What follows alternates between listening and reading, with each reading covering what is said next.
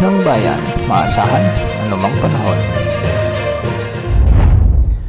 Magandang oras po sa ating lahat. Narito na ang pinakauling update sa magiging lagay ng ating panahon ngayon at sa magiging lagay ng panahon sa susunod na 24 oras. Sa kasalukuyan ay patuloy pa rin nakakaapekto ang Intertropical Convergence Zone sa Mindanao, samantalang umiiral muli ang mahinang southwest monsoon sa kanlurang bahagi ng Luzon.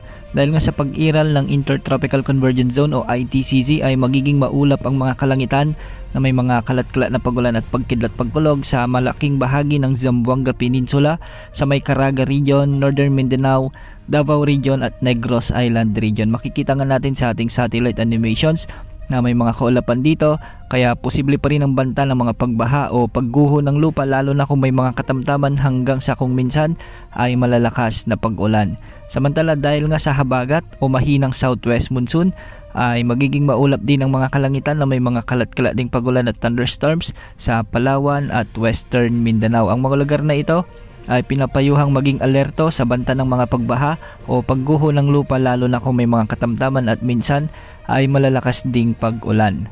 Samantala, easterlies naman ang nakakaapekto sa Eastern Visayas, Bicol Region at Quezon Province, kaya ang mga lugar na ito ay makakaranas din ng maulap na papawirin na may mga scattered rains and thunderstorms, at hindi rin inaalis ang banta o posibilidad ng mga baglang pagbaha o pagguho ng lupa, lalo na kung may mga katamtaman at hanggang sa kung minsan ay malalakas ding pag-ulan. Samantala, sa Metro Manila at nalalabing lahagi ng ating bansa ay magiging bahagyang maulap hanggang sa maulap naman ang mga kalangitan na may mga isolated o tsansa ng mga pagulan at thunderstorms dulot ng localized thunderstorms. Hindi rin inaalis ang banta ng mga pagbaha o pagguho ng lupa, lalo na kung may mga umiiral na severe thunderstorms. Sa kasalukuyan ay makikita natin sa ating satellite animations na maraming lugar ngayon ang nakakaranas ng mga pag-ulan dulot ng iba't ibang weather systems, kaya mag-ingat po at maging alerto sa banta ng mga pagbaha at pagguho ng lupa.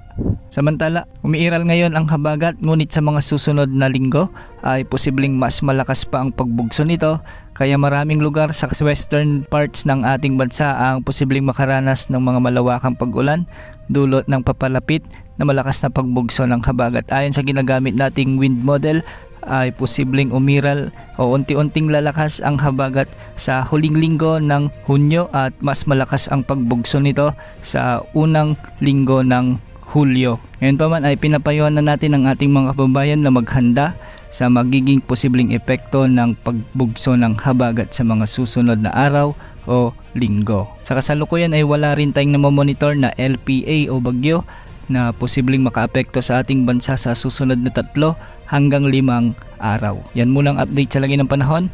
Ito po ang weather update ng bayan, maasahan anumang panahon.